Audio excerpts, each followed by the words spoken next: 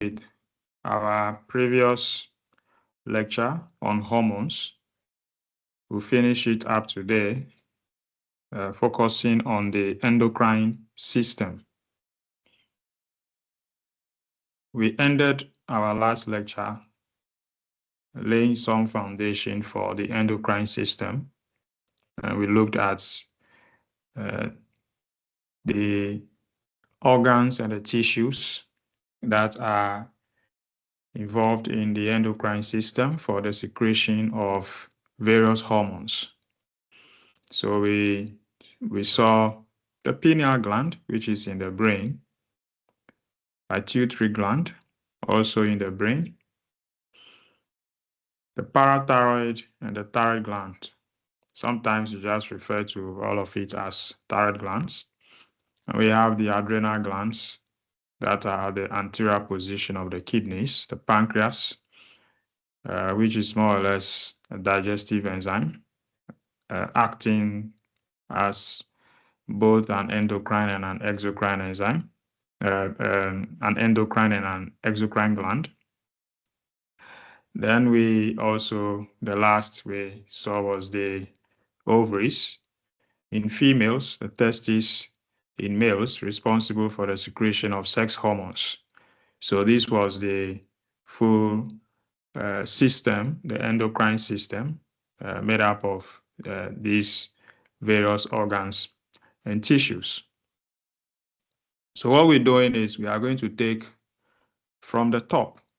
So you can see the very first thing there is the pineal gland.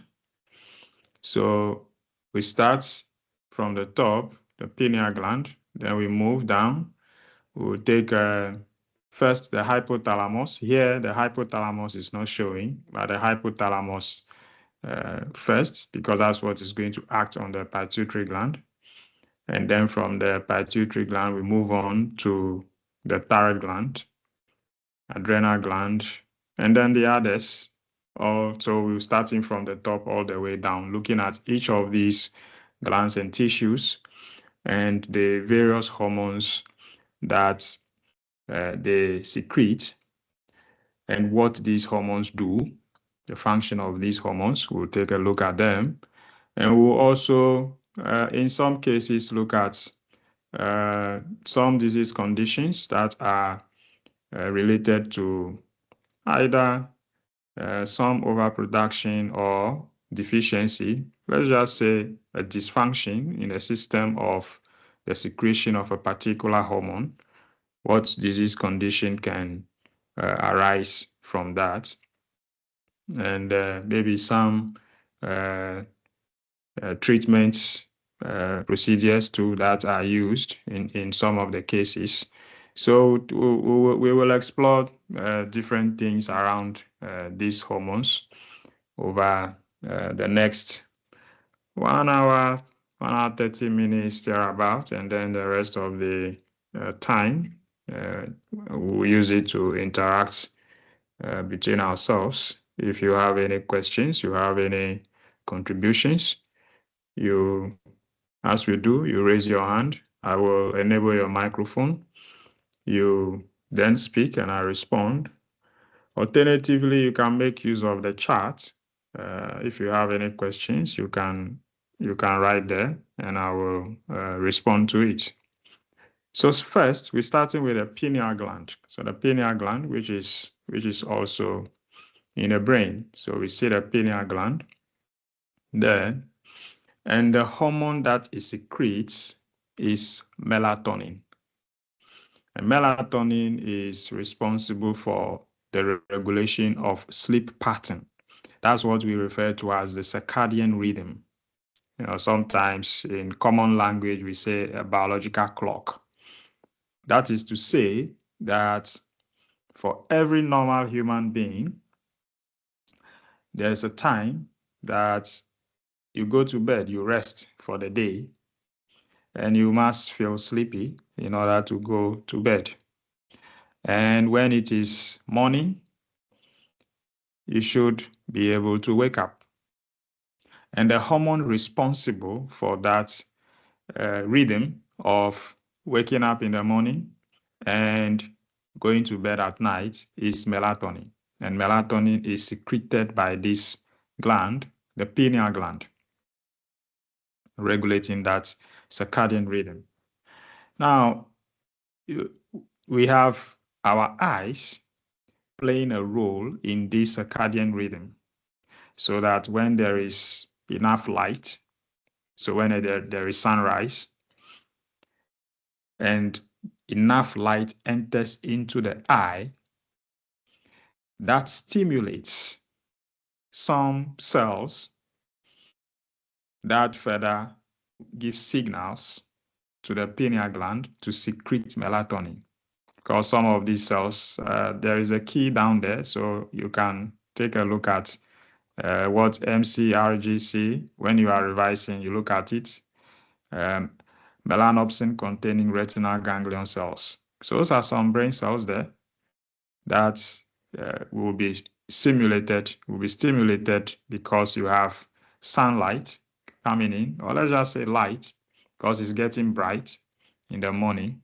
And once they are stimulated, they pass on that information. You have the retinal hypothalamic tract, which is connecting the eye to the suprachiasmatic nucleus. So all these things are written here, so you can easily, see what those abbreviations mean there. But simply, what it means is that when there is light, the pineal gland is stimulated to secrete melatonin. When there is not light, when there is darkness in the night, when there is darkness, the pineal gland is stimulated to secrete melatonin. And that melatonin then gives signals to the central nervous system that is going to induce sleep. Indeed, it is estimated that the highest point of the secretion of melatonin that makes us to feel sleepy and go to bed is around 10 p.m. So 10 o'clock in the night will be the highest peak from 10 p.m. you have the secretion of this hormone, so that the peak of it, when we really sleep the deepest, normally, averagely for all of us humans, the time that you have melatonin being secreted at its highest concentration and makes us sleep the deepest is around 2 a.m. at night. But when it is about 10 p.m. thereabouts, you feel also that's really sleepy to go to bed. Of course, this is different for different geological locations, because there are some places you go that the seasons are different, so that you feel different at different places than, say, if you are in Ghana. In Ghana, we have more or less a constant time the sun rises, and when the sun sets, you have constant light, say maybe somewhere around 5:30 to 6 a.m. already is getting bright.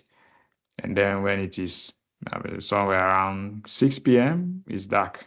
But it's not the same in all places. If you go to, say, temperate regions where they have the winter seasons, the autumn, spring, summer, all these things will be different over there. Now, what can happen with a dysfunction of this system, that is, if there isn't a regular secretion of melatonin, is that in such persons, they experience some mood disorders, some mood swings. So this can result into some form of anxiety, depression, because particularly when there is that deficiency of melatonin that results into sleepless nights, which is some sleeping disorders like insomnia, that can result into some mood disorders like depression, anxiety. In some very severe situations, this can result into even schizophrenic disorders, which is some more serious psychotic disorder.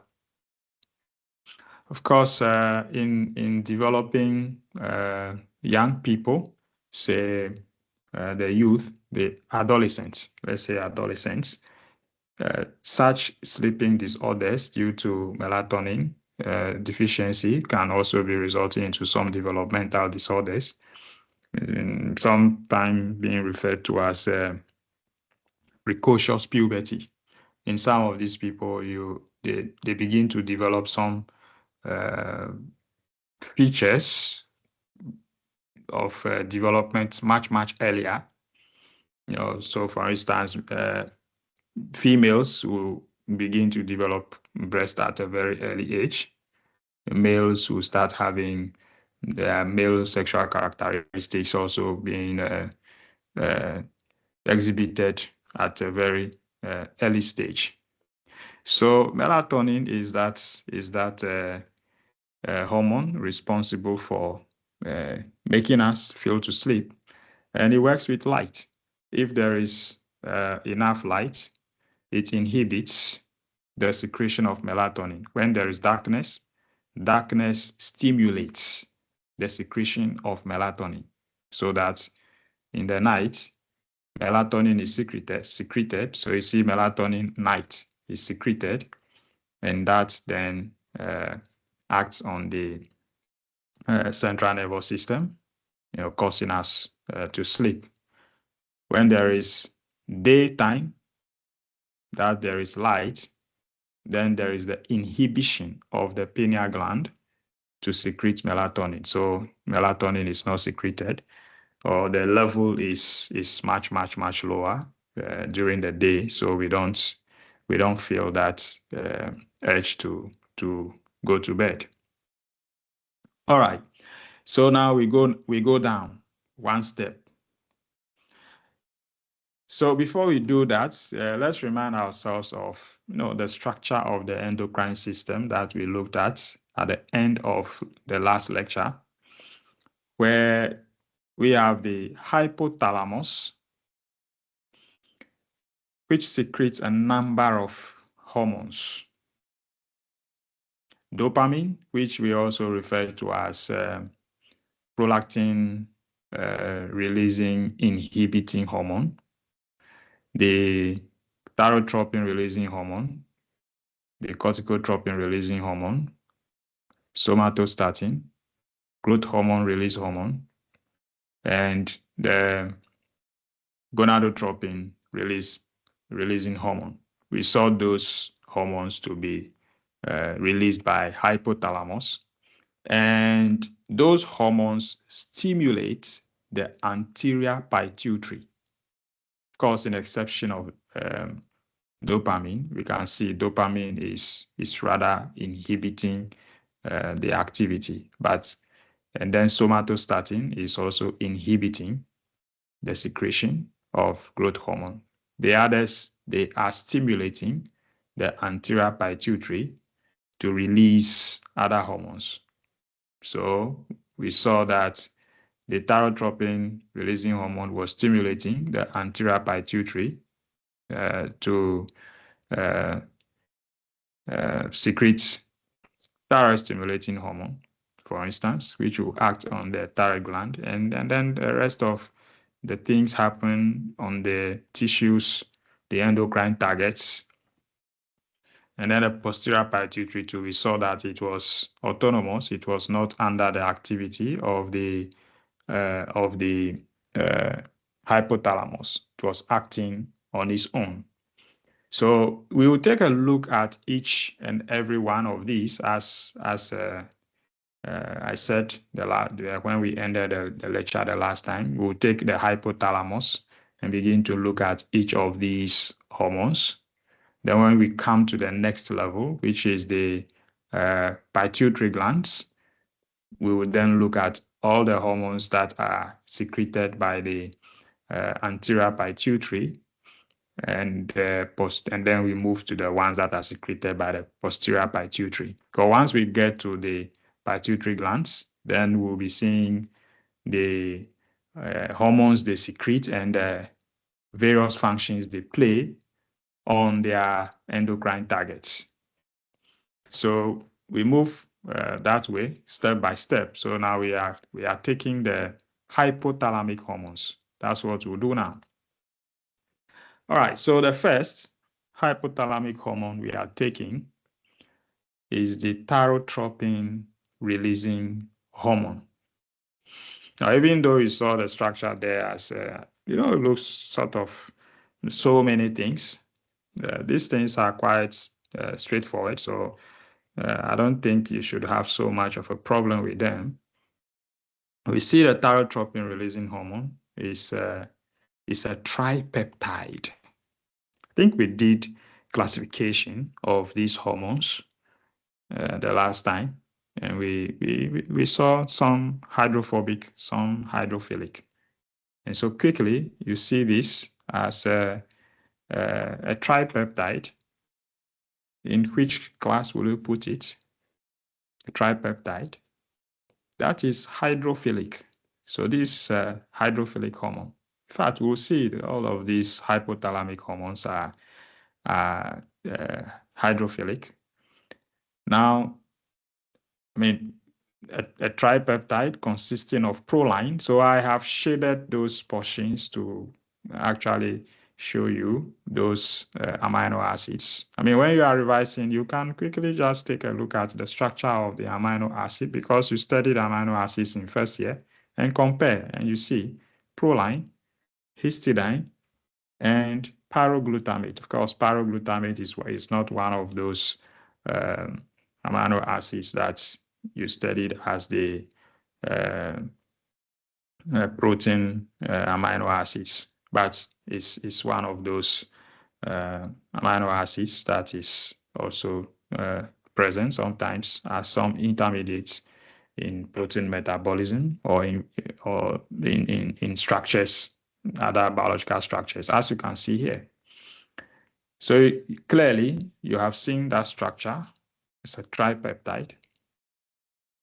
Now you see that on the right-hand side, we are seeing the secretion of the thyrotropin releasing hormone by the hypothalamus, and that acts on the anterior pituitary and stimulates the anterior pituitary to secrete thyroid stimulating hormone.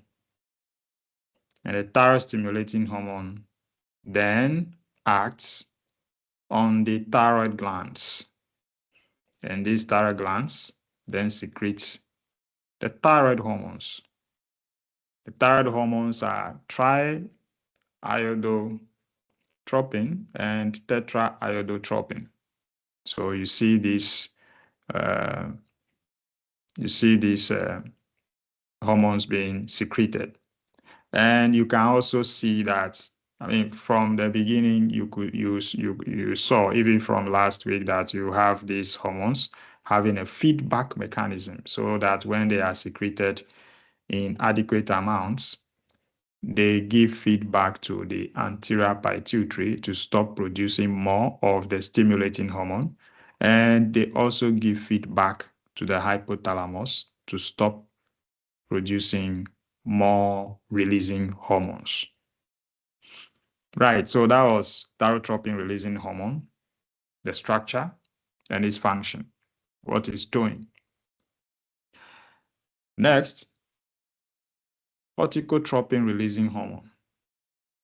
These two is a peptide hormone, and it consists of 41 amino acids. So we can say it's a polypeptide, 41 amino acids, and that too is going to be hydrophilic. Here again, we see the hypothalamus secretes the corticotropin releasing hormone, and that corticotropin releasing hormone then acts on the anterior pituitary, stimulating it to secrete adrenocorticotropin hormone. And that adrenocorticotropin hormone in turn stimulates the adrenal glands on the anterior position of the kidneys. And these adrenal glands then secrete cortisol. So here too is clear. You can see it's a polypeptide which is involved in the stimulation of the anterior pituitary, and then you can easily relate to that stimulation the various reactions that will occur, the various responses, releasing the adrenochromosome hormone that will act on the adrenal glands, and then the adrenal gland will also secrete another hormone, which is cortisol. Next, gonadotropin releasing hormone. This is a decapeptide, meaning it contains 10 amino acids. 10 amino acids. So we can say it's an oligopeptide. Meaning if you take an amino acid that is containing, say, 2 peptides, so from a dipeptide up to about 20 amino acids, you can classify those as oligopeptides. Above that, you can say they are polypeptides. Now, the gonadotropin releasing hormones, also secreted by the hypothalamus, acting on the anterior pituitary, and stimulates the anterior pituitary to secrete luteinizing hormone and follicle stimulating hormone. So these are two hormones that are secreted by the anterior pituitary. Both of them act on the gonads. Those are the ovaries in females and testes in the males. And that stimulation will result into the gonads secreting estrogen and progesterone in females, then androgens in males. And again, these sex hormones, when they are secreted in adequate amounts, also can give feedback. So it's a feedback mechanism for regulating the anterior pituitary so that when there is adequate amounts, it stops secreting further luteinizing hormone and follicle stimulating hormone. Similarly, the sex hormones also give that feedback to the hypothalamus so that when you have those inadequate amounts, then it inhibits the hypothalamus to stop secreting further gonadotropin releasing hormone. Next, we take both the growth hormone releasing hormone and the growth hormone release inhibiting hormone because the two of them act together. Now, the growth hormone release inhibiting hormone is also referred to as somatostatin. The growth hormone release hormone is a polypeptide consisting of 44 amino acids, and the growth hormone release inhibiting hormone, somatostatin, consists of 14 amino acids. So it's an oligopeptide. And we see that the hypothalamus, again, secretes these two hormones which act on the anterior pituitary, stimulating it in the release of the growth hormone. So see both of them, somatostatin is doing the opposite of what the growth hormone releasing hormone is doing.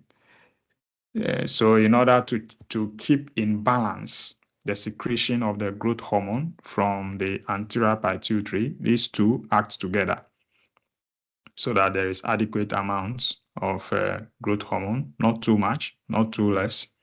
And they act on the liver, and the liver then secretes some insulin-like growth factors, which further participate in various metabolic processes that are required for growth.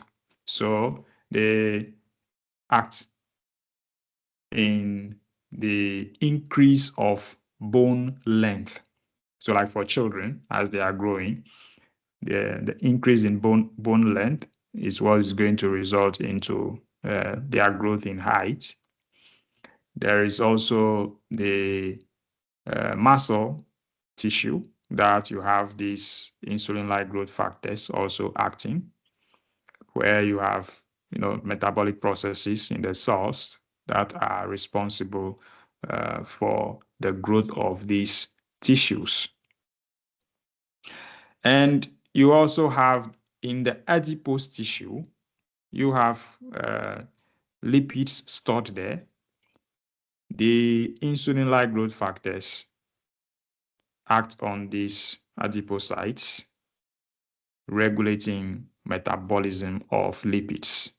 Actually, the breakdown of these lipids, that is, it promotes the process of lipolysis. I think we saw that previously, and that will result into generation of more energy from these adipose tissues. In some cases, some of the factors will rather be doing the opposite, blocking that breakdown of the tissue, the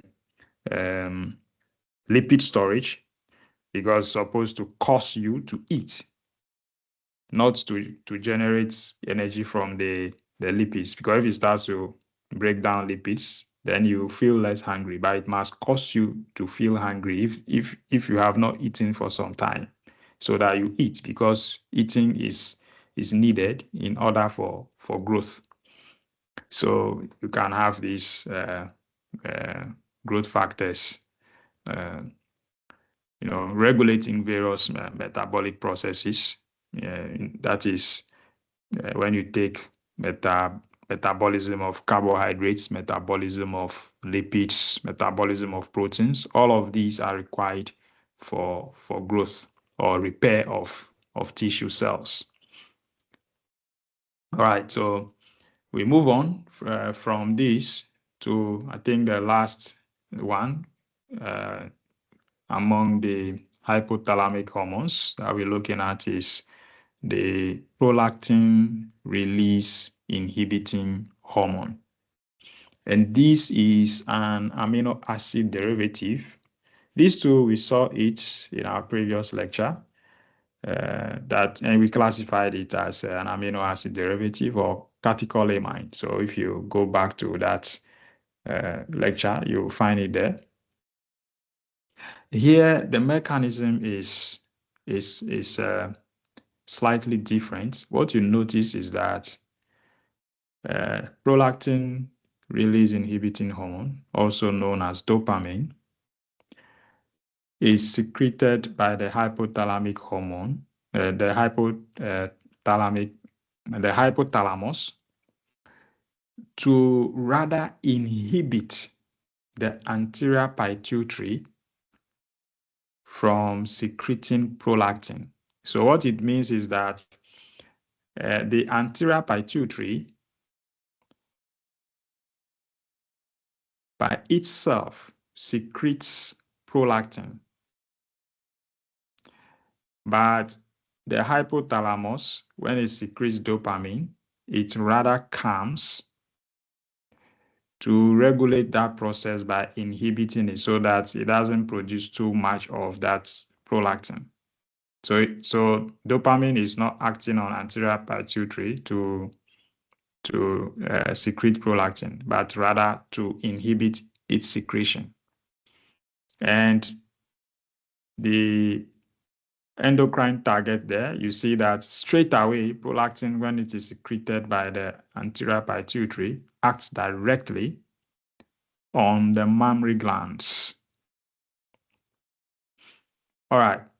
Now, another thing, there's a whole lot. Dopamine is one of these hormones that, does so many other things apart from just um, acting on mammary glands for, say, the production of breast milk and the ejection of it for babies, for children. But it also acts as even a neurotransmitter, transmitting signals, along nerve cells. And it is also one of these, it is this hormone, it's referred to as the happy hormone, or a hormone of happiness, or let's say happiness hormone, because it is secreted in times of, reward, when, you achieve a certain success in anything, for reward and having even motivation to do things. And so you have it secreted in such times of success and having a reward for something, which is why dopamine also is seen to play a role in cases of addiction to drugs, to alcohol, to gambling, and formation of behavior. You have it being secreted in such situations where, when a habit is being formed,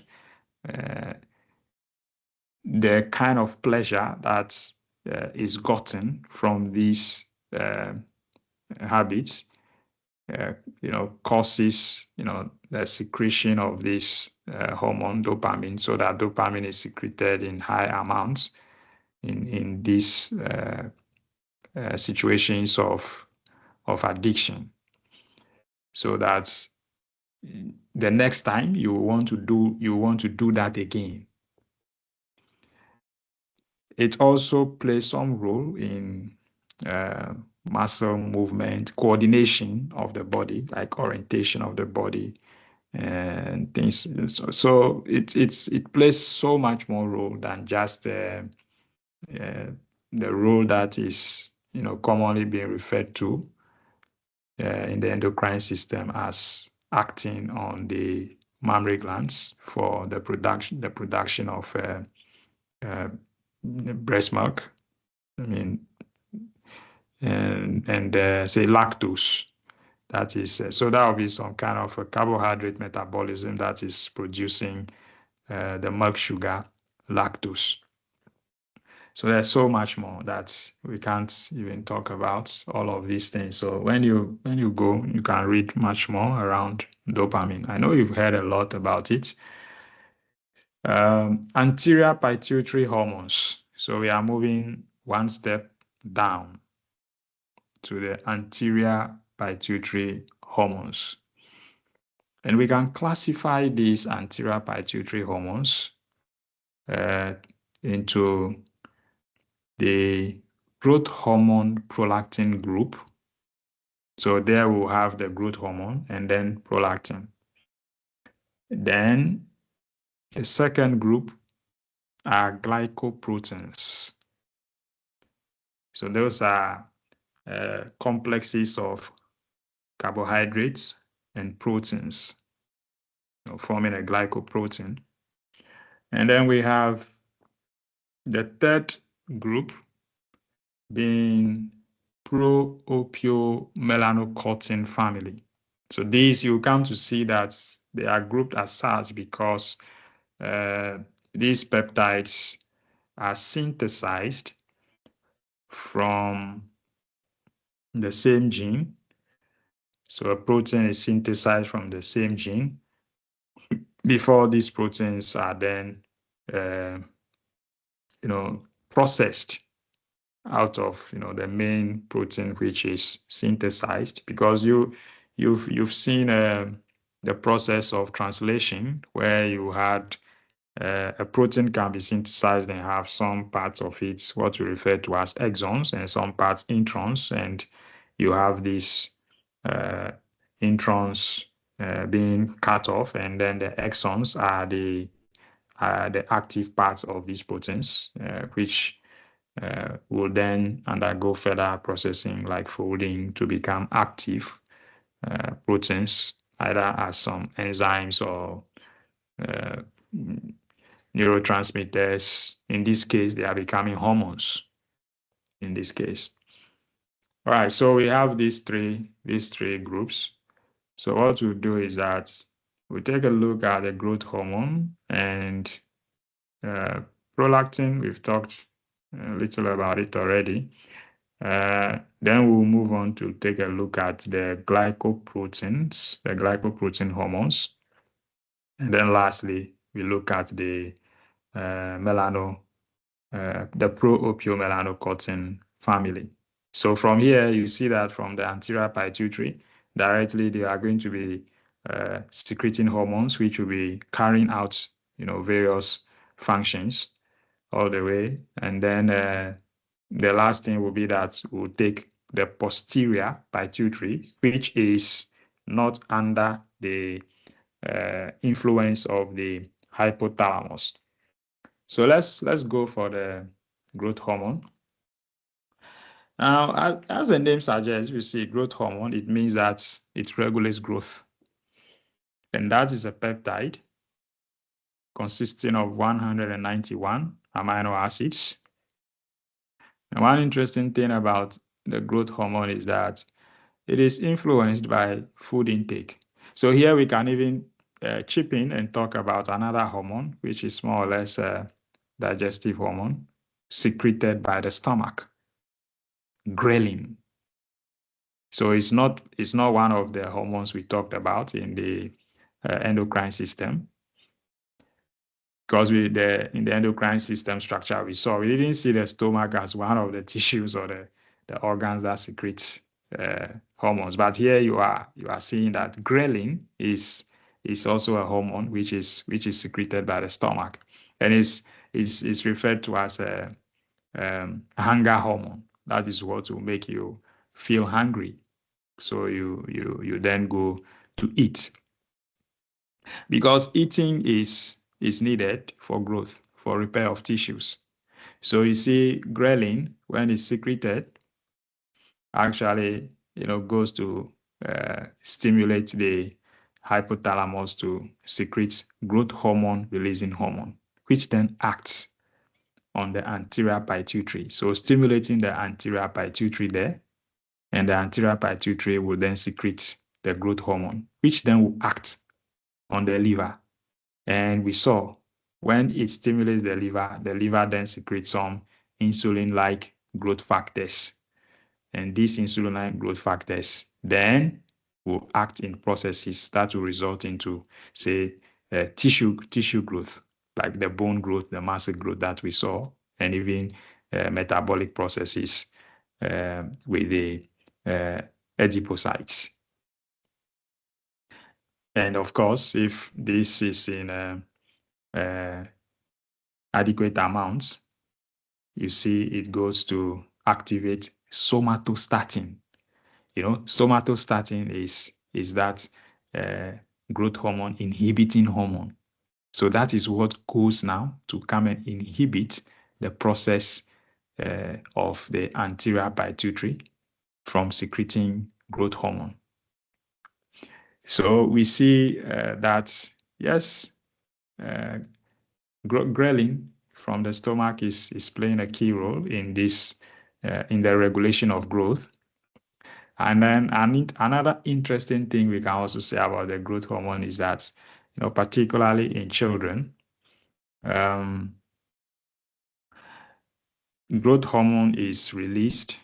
Even in adults, growth hormone is released much more right after the onset of sleeping. Just when you fall asleep, then you find growth hormone start getting to be released in higher amounts increasing. Because of course, even in adults, when you sleep, it is during this time that there has to be a regeneration of dead cells, rejuvenation of tissues, so that you are sort of getting refreshed for the next day of work. I liken it to um, these days, because we are now in a more uh, technological world. I liken it to say how we make use of our cell phones, and the battery falls. So if you use a cell phone throughout the whole day, the battery falls, and then you have to recharge it for the next day. Of course, it's a very oversimplification of it, but I think that's it will sort of give you an understanding of what it is that you sleep, and then growth hormone is being released, which is going to help in the repair of of tissues. And in children, this is very important that children have enough sleep, because it is during sleep that you have more of the growth hormone being released, so that in their developmental stage, they should be having enough sleep. I mean, it's when you look at the fact that these days the stress of adults have been transferred to even children, so that you at the time that you are an adult, perhaps in Accra, because you want to beat all the traffic and get to work early, you are leaving home at 4 a.m., 4:30, 5, and your children are also in your car with you. You are going to drop them off at school before you go. But at that time, children should be sleeping. It's rather unfortunate that that is what city life has brought to children as well. But they should sleep. Children have to have enough sleep at all times, whatever it is, even if your work schedules are such that, yes, you have to take them to school early and all of that. It only means you have to make sure they go to bed as early as possible, so that they can have enough sleep, because it is during that time that they are developing. Generally we develop uh, maybe up to about our early 20s, and then we don't really have any significant growth again. The growth in females, I think, stops much earlier, somewhere between the age of 14, 15, 16, thereabouts. In males, it stays a bit longer, maybe about up to, say, 18 years thereabouts. But in some people, some individuals, it can delay up to about between 20 to 22, and then that's it. We don't grow again. So we just have to make such sacrifice for our children to grow well, so they don't suffer from stunted growth. All right, so we don't just study the science just to write exams, but we apply it to real life. Some of you later, when you become some policymakers and things like that, you require the understanding of science like this to be able to make certain decisions, how to establish schools, where schools should be.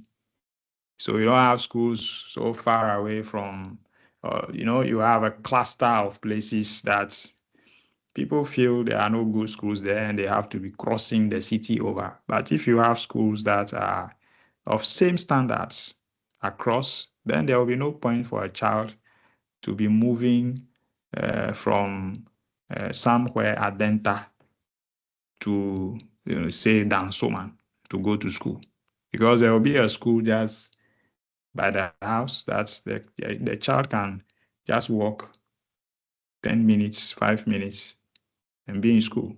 And when they close, go back home. All right.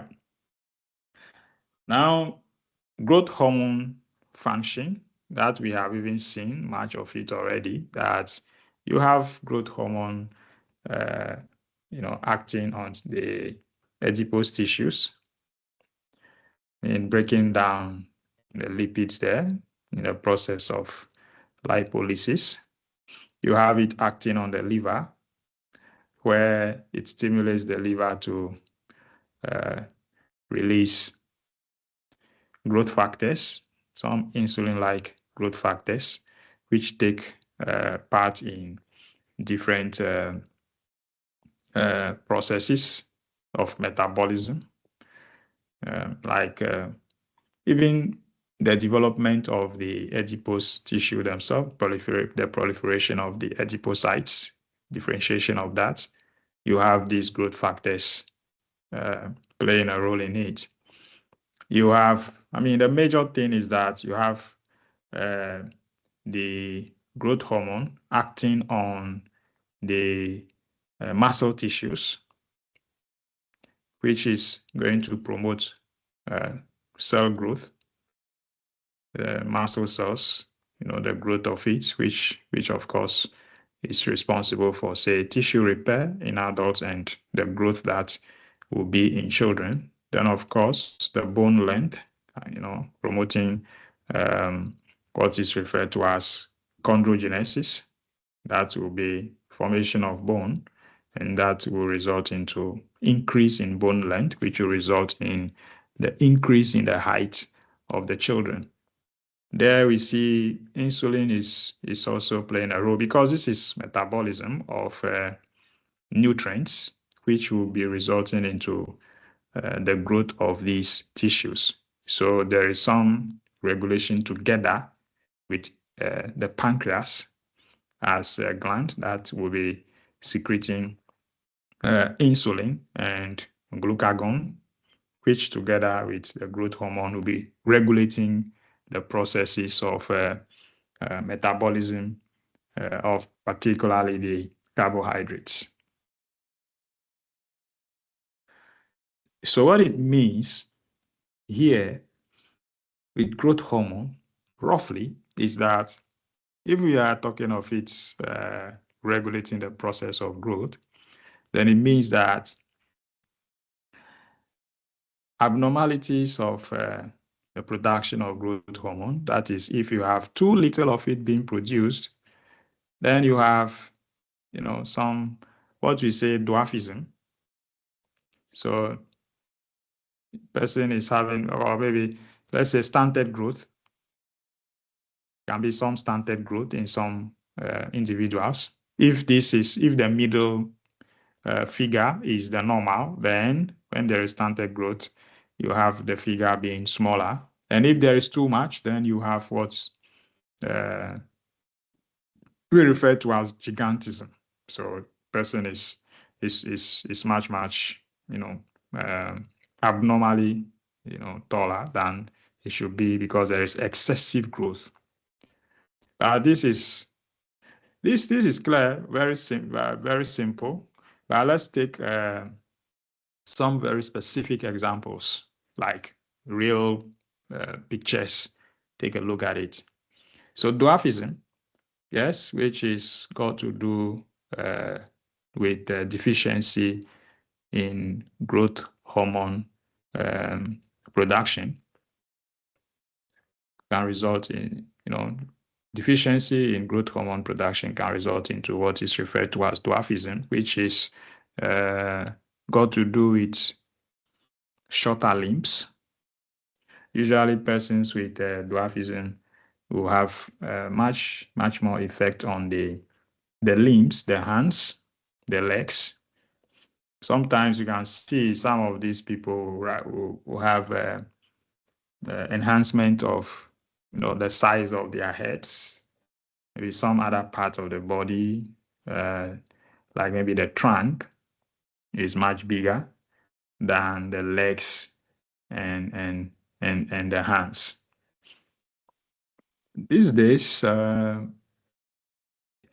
you can have some of these detected much earlier during pregnancy,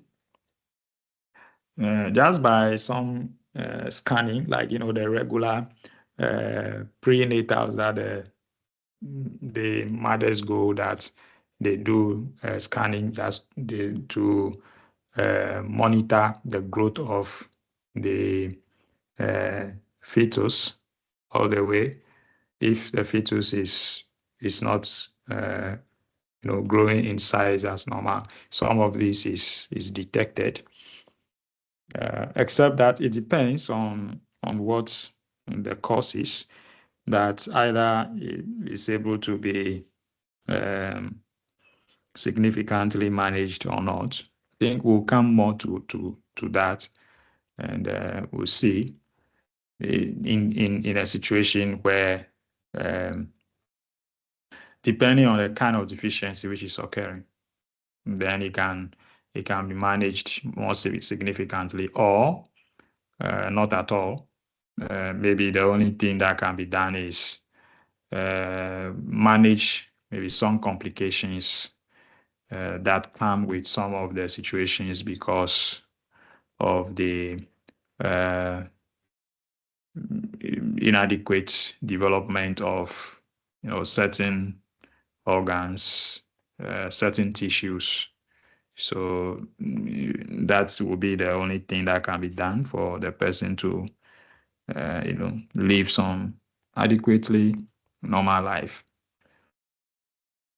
But if it is maybe some deficiency of some nutrient, we'll come to it. Then maybe that one it can be dealt with more significantly. Then we see if there is excessive production of growth hormone. This can result into gigantism. So the picture you see in the middle, this is one guy in. I think it was in the news in Ghana sometime. I think it's from Naleregu that has grown so tall all of a sudden. I think somewhere he said he was, I think I listened to an interview some 2-3 years back or so, and he was saying that he had finished his GSS, or he was in SS or so, and he realized that he was just growing tall and tall and tall. And that was it. You know how the health systems in Ghana are. It's not like in some places quickly you are attended to in a way. So, but he's just been there in the village, and what this results into is that if you are having excessive growth, then of course you have the bone stretching so long that yes, the limbs will grow uh, longer than normal. That's the hands, the legs, but because you are having an overgrowth of the spine, then such persons begin to have a hunchback. So you have such a situation occurring with gigantism. Now we talked about the fact that we grow up to a certain age, and then we stop growing, significantly. The growth stops at a certain age. So for a person who is already fully grown adults, there's no more growth that is occurring, and all of a sudden there is that excessive production of growth hormone. What that can result into is that the terminal ends of the body. So you have your hands as the terminal ends of your body, the limbs, the hands. Then you have your legs, the feet. The feet are also the terminal ends. And the head is also a terminal end of the body. So now this excessive production of the growth hormone in such an age that will not result into uh, say the extension of the bone length so that you increase in height. What then happens is that such persons will start to grow large hands, bigger hands, and the feet also begins to grow larger than normal. That's what we refer to as acromegaly. Same thing will happen to the head, which is also the terminal end, so that you see some protruding, chin, the jaws are, sort of growing much more bigger. So the head, the hands, the feet, as those terminal ends of the body, rather, will be responding to such an excessive production of growth hormone. Such a condition is what we are referring to as acromegaly. Now, we move to prolactin, because we are still on the first group of the hormones that are secreted by the anterior pituitary, and we group them. The first group was the growth hormone prolactin group. We just finished with the growth hormone, and now we're looking at the prolactin. Prolactin is also a polypeptide consisting of 199 amino acids, and we've talked much of it as being secreted by the anterior pituitary, specifically by cells. The cells in the anterior pituitary that secretes this prolactin are the lactotrophs, and these act on the mammary glands, stimulating the process of lactogenesis. So that's going to result into the production of milk. And this will occur, say, after birth. You have this occurring. Of course, prolactin also, has some growth effects in bone formation and even in the production of sex hormones. So you have gonadal steroidogenesis, which will be resulting into the synthesis of these hormones. Because those sex hormones, we have seen from the last lecture that they are steroid hormones. And so you have prolactin also playing a role in that aspect, not only just in the process of milk production, but also in the process of the pathway by which you have these steroids, coming from cholesterol and forming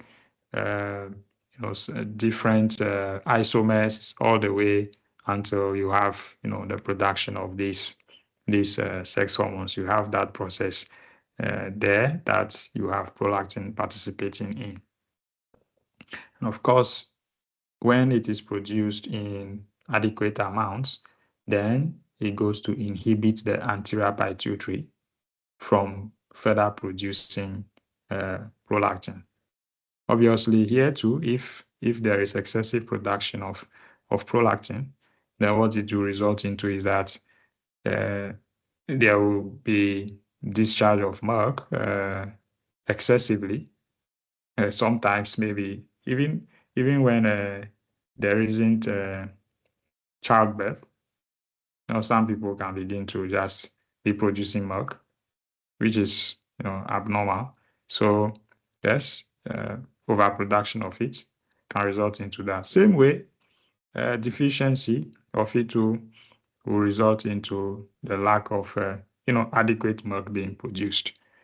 So that in some cases, that some women give birth, but production of milk is also limited, such that in some of these cases, in such hormonal imbalances, some of these babies are fed with some, say, lactogen, milk, different products, substitutes for the breast milk. All right. Now we move on to the second group, which is glycoprotein hormones. So clearly, all of them are glycoproteins. All of them are glycoproteins. But the first three, which is the thyroid stimulating hormone, follicle stimulating hormone, and the luteinizing hormone, these first three are truly secreted by the pituitary. They are pituitary hormones.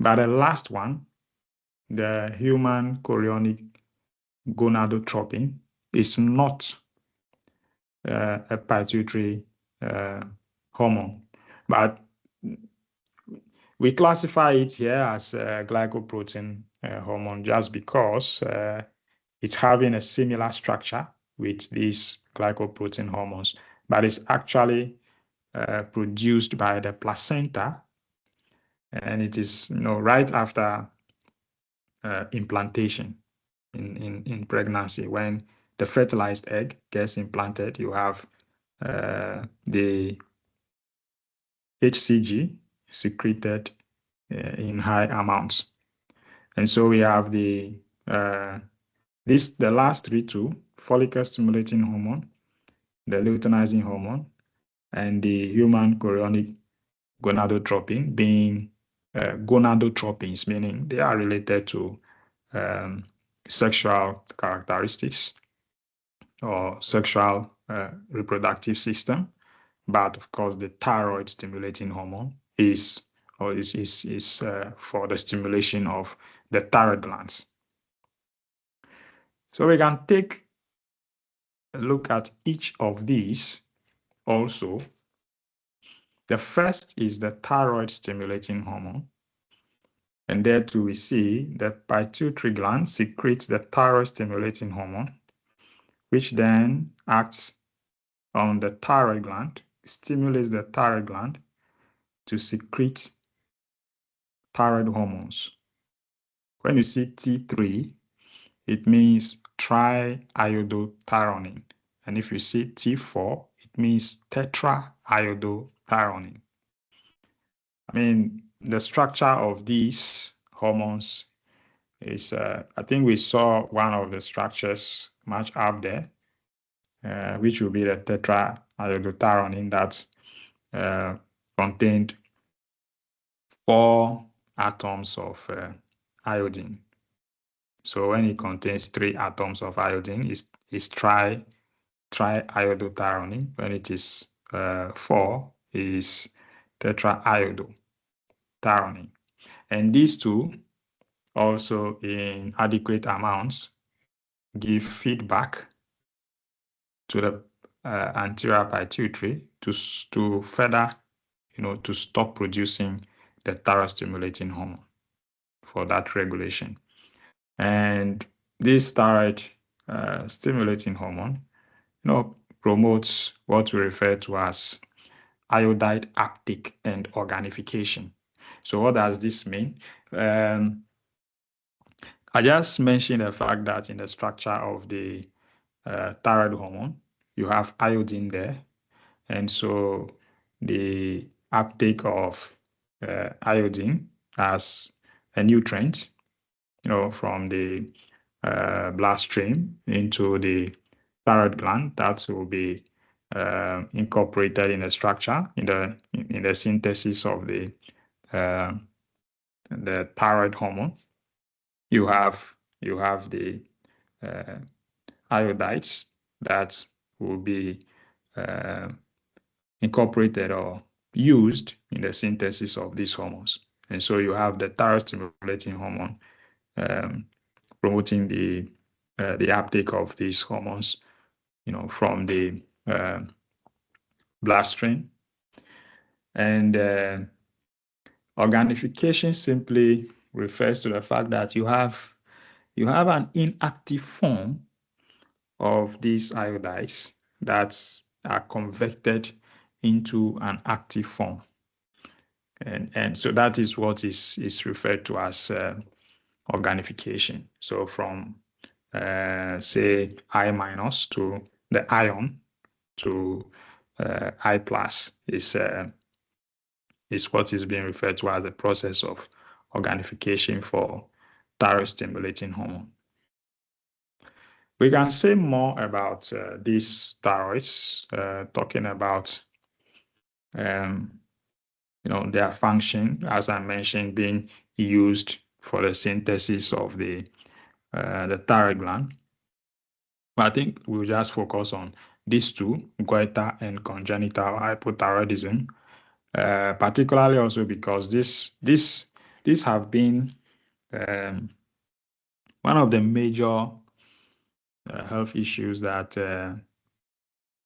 Ghana had, battled with for some decades. In fact, there has been a lot of public campaign for tackling this condition of goiter, and also what you refer to as cretinism, some hypothyroidism resulting into stunted growth in children. And that will then result into them having such smaller bodies later and things like that. Now, what happens is that you have if you have a deficiency of iodine in food, the thyroid glands, compensating for that, will begin to get enlarged, excessively enlarged, because they are not having enough of this thyroid hormone, then enough of the how do you call it? Enough of the iodine for the synthesis of the thyroid hormones, and so they begin to get enlarged, and that can get as that severe as you see on the left, what we refer to as goiter. Now, in Ghana, as I was saying, there was a lot of public campaign, to the extent that now on the market, everywhere you go to buy salt, the salt is iodidated. It wasn't like that some years back. Some years back, the salt that was there in the market that we were consuming in food was the normal salt from Adan. But because of the problem of iodine deficiency, there has been a lot of campaign, and one of the things that had actually dealt with this situation of iodine deficiency in the population has been the incorporation of iodine in the salts that we consume, so that because salt is something that everybody uses in cooking, so it was found as the best way that the problem of iodine deficiency could be curbed in Ghana. And so you see that now everywhere you pass, there's iodine salt all over the place. Now, congenital hypothyroidism, as the name tells you, congenital, it means such persons are born with a condition. Now, so from birth, this can result due to, say, mothers not consuming enough of iodine during the process, during the period of pregnancy, and that can affect the growth of the fetus until that fetus is born. The size of the baby which is born is smaller. So this is what I was saying. In such a condition, the mother didn't consume enough of iodine, But immediately when the child is um, is born, there can be some remedies that there will be some food supplements that will be given to the child. Maybe the child will not be growing to say the full height that that child should have grown to, but at least it would mitigate the situation, much more significantly. But if it is to do with um, a genetic, abnormality where these things the hormones we are talking about, they are peptides, they are proteins, which means that some genes code for the synthesis of these proteins that will go into the synthesis of these hormones, so that if it is such a genetic disorder, then there will not be anything that can be done about it to cure it, except that, as I said, some medications can be given to such persons to mitigate some complications that come with such conditions. And some of these will include maybe some hormonal therapies. So these hormones we talk about, a lot of them have synthetic analogs that are being sold as pharmaceutical products, like say the growth hormone, release hormone, for instance, or say you have a thyrotropin. You see there are analogs as pharmaceutical products that are used, some as injections, in such situations. Akoto Richard Yesu says, hello, sir, please, can we say loss of appetite is due to ghrelin, not able to function well? That can be one of the reasons, because yes, ghrelin actually improves appetite because it will cause you to want to eat. So yes, it can result into loss of appetite if there is that low production of ghrelin. But it's not in all the cases that it's going to be ghrelin that because of its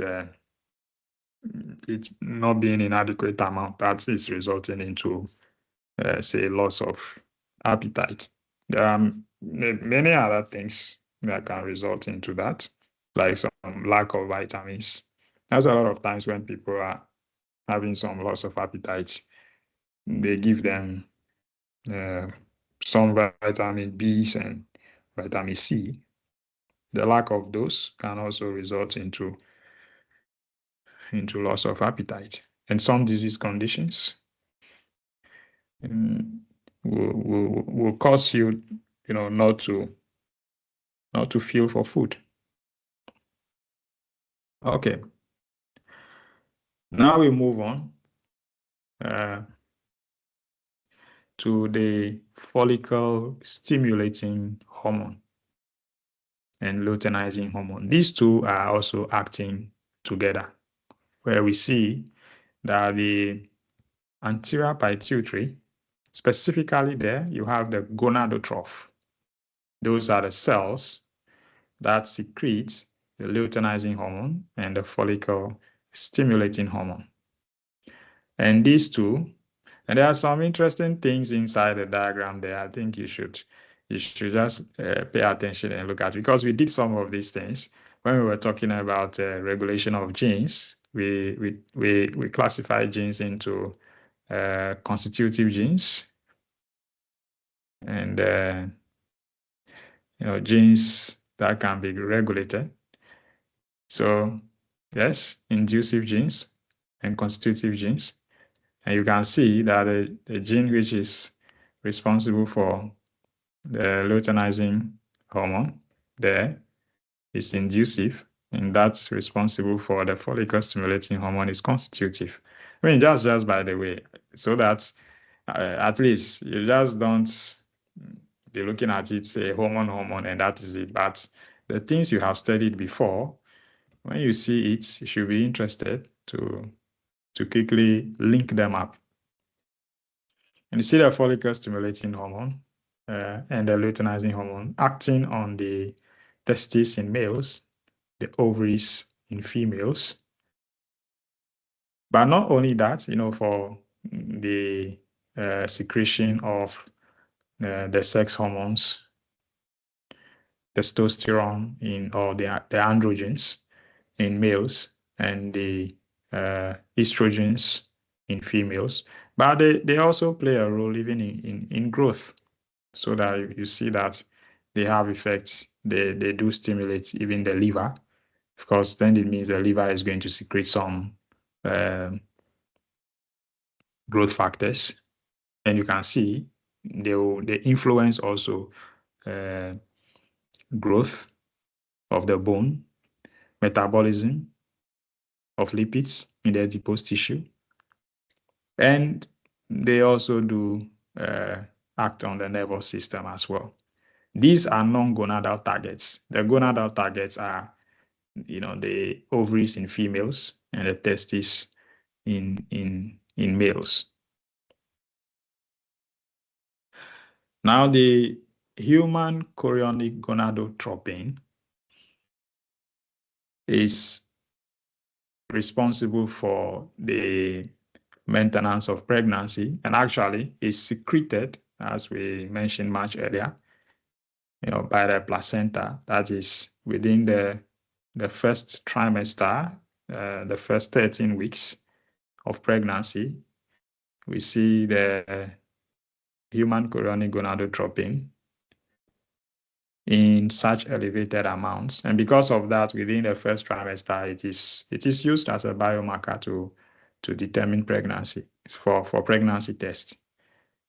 We have HCG when it's detected in such a period in large amounts is used as a biomarker for pregnancy test, and that is secreted by the some specific cells, the syncytiotrophoblasts, which are in the corpus luteum of the ovaries. You have right after conception, you have the fetus, getting implanted.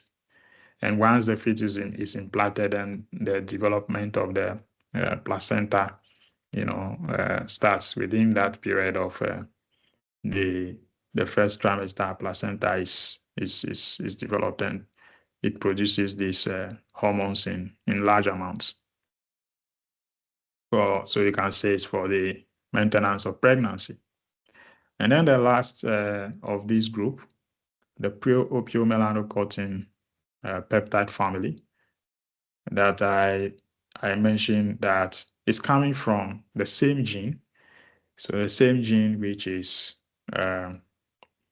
expressed and produces a peptide, and that peptide is then processed into different proteins. So you have, say, the amino acids from, if you take the sequence from number 1 to the 39th amino acid, is what will form the adenocorticotropic hormone. And then, so it means that there's going to be an intron there that will be cut off, and you have 42 to 134. So from the 42nd to the 134th amino acid, that then will become a lipotropin. So a beta lipotropin hormone. And this means this contains 93 amino acids.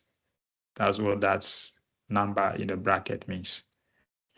And then you have this adrenocorticotropin hormone. Even this can also be the same protein, that some of it can get further processed to give you what you refer to as melanocyte stimulating hormone. We do have alpha, beta, gamma melanocytes. So yes, they are here. You have the 1 to 13th to alpha melanocyte stimulating hormone, and you have from the 18th to the 39th being this corticotropin-like intermediate loop peptide. So these abbreviations, actually, the names are down here, so you can easily relate those abbreviations to the names down there, just to have an understanding of what those abbreviations are. 42nd to the 101st is a gamma lipotropin hormone. The 104th to 134th, that is now this portion, the red portion, also can get further processed to give you these beta endorphins. This 84th to 101st will give you, beta melanocyte stimulating hormone. These gamma endorphins, and you have here also alpha endorphins and some enkephalin. So that is the reason why they are grouped as one, because you have one gene that is responsible for the synthesis of a protein, and that protein, when it is processed, you can have different hormones, these peptide hormones coming from that. So they are grouped as a pro-opiomelanocortin peptide family. We can take each and every one of these and look at their functions. So the adrenocorticotropin hormone, ACTH, this acts on the adrenal gland, which is at the anterior position of the kidneys, and that will stimulate the adrenal gland to secrete cortisol, which is referred to as a stress hormone. That cortisol acts, on the immune system to. So one thing about this is that it's said that under stress conditions the immune system is suppressed. So this is it. Under stress, cortisol is secreted, and it has that suppressive effect on the immune system.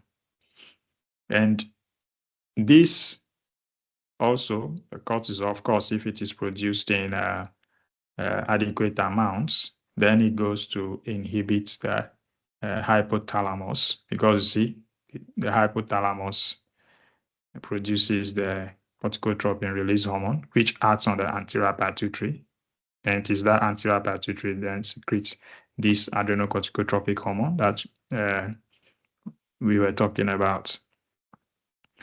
Now, we can also look at a disease condition refers to as the Cushing's syndrome, which results from overproduction of the adrenocorticotropic hormone. And that you see persons suffering from such Cushing syndrome have some thin legs but big body up there, and you see features such as pendulous abdomen, some big tummy with stretch marks occurring, and you have some what you refer to as a buffalo hump at the neck region that way. The skin too can be just getting bruised.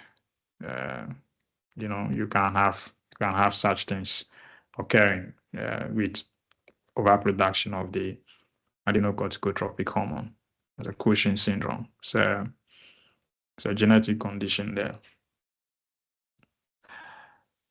Okay, so now the lipotropin hormone, that promotes lipolysis, breakdown of lipids, that is the triacylglycerol in the adipose tissues into fatty acids and glycerol.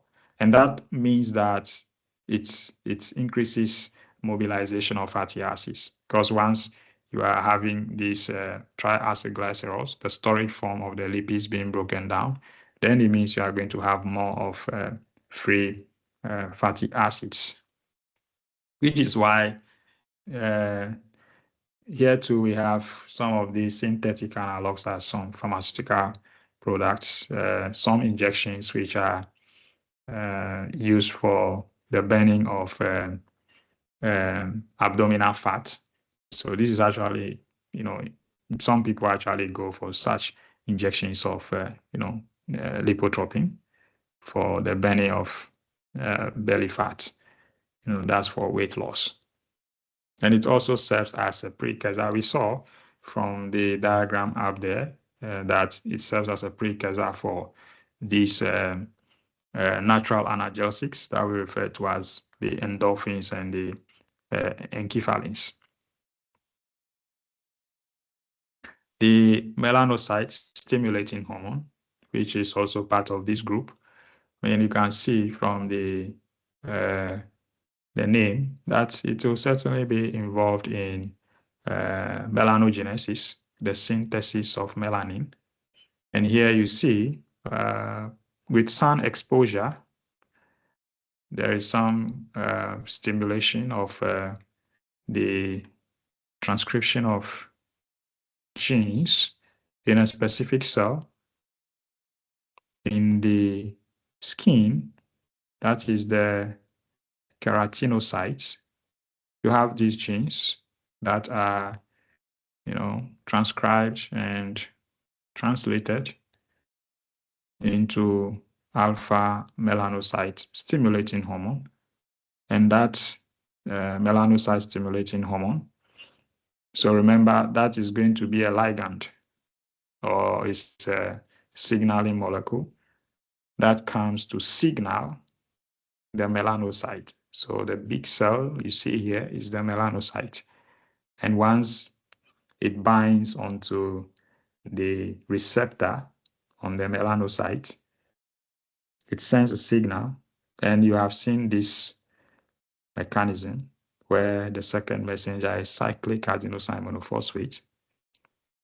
And that then trigger a cascade of reactions, which will result in the gene expression inside the melanocyte. The nucleus in there, you have some gene expression there that will result into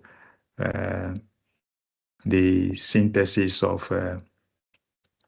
some melanosomes, some pigments, which then further will result into the synthesis of melanin. That too can also go into, when there is enough of it, can inhibit melanin production. So you have that regulation of the process. Either more melanin is produced, or there is inhibition of the process of melanogenesis. So that is the melanocyte stimulating hormone playing a role in the process of melanogenesis. Now we move to the very last one, which is the posterior pituitary. Remember, the posterior pituitary is not under the control of the hypothalamus. It's autonomous on its own, producing two hormones, oxytocin and antidiuretic hormone. And the first, the oxytocin, is can say it's a nonapeptide. That is short, so we can bring it. It consists of just 9 amino acids. So it's a nonapeptide. And oxytocin, what does it do? It regulates contraction and relaxation of the uterus in labor. You see it doing that, and it also plays a role in milk ejection. So, after you have prolactin, which is acting in, that process of lactogenesis, production of milk, you also have oxytocin, which will be responsible for the contraction of the smooth muscles around the mammary glands, the breast, which will result in the secretion of the milk during a nursing period. And then the last one, which is the antidiuretic hormone, also coming from the posterior pituitary. This is actually produced by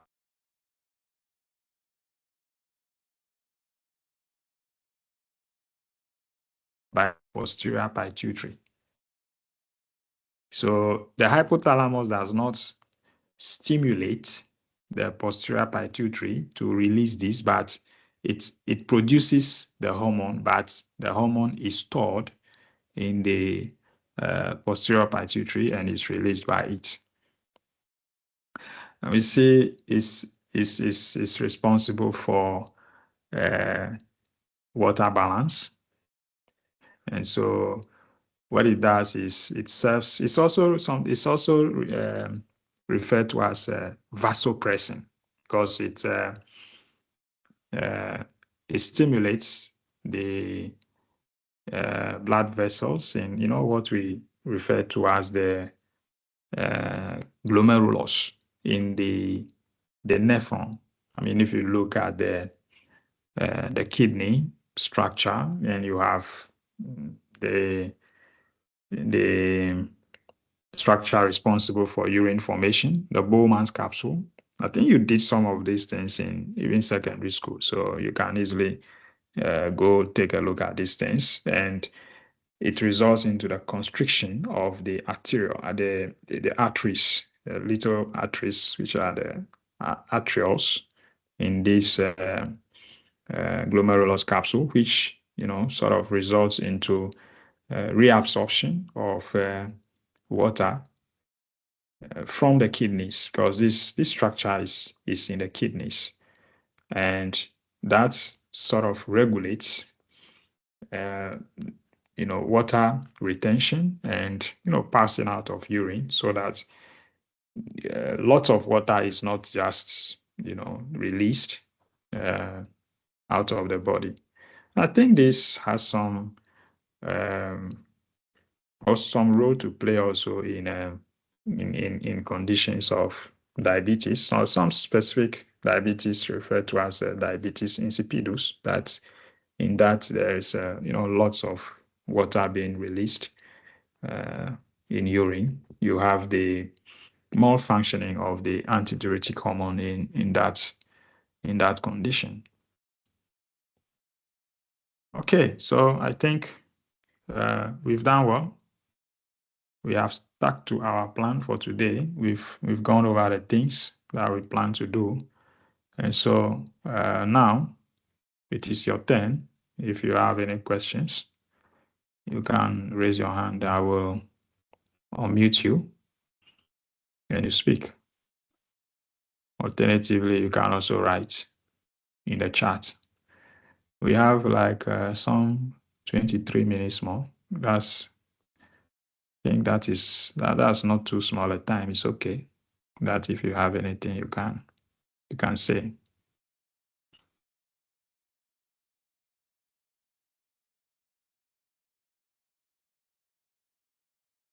So I don't know what